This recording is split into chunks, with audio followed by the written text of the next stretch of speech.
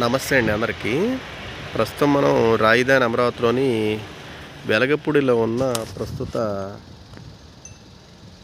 శాసన సభ దగ్గర ఉన్నామండి. అసెంబ్లీ దగ్గర ఉన్నాం మనం. ఇప్పుడు ఈ వీడియోలో మీరు చూస్తున్న రోడ్డు ఏంటంటే ఇది ఐనవోలు నుంచి మందడం వెళ్ళే రోడ్డు. దీని పక్కన ఆనుకొని ఇవి కమర్షియల్ ప్లాట్స్ అనేవి ఉన్నాయండి. ఈ కమర్షియల్ ప్లాట్ను ఆనుకొని వెనకమాలి ఒక 270 గజాల రెసిడెన్షియల్ సైట్ అనేది ఉందండి. వెస్ట్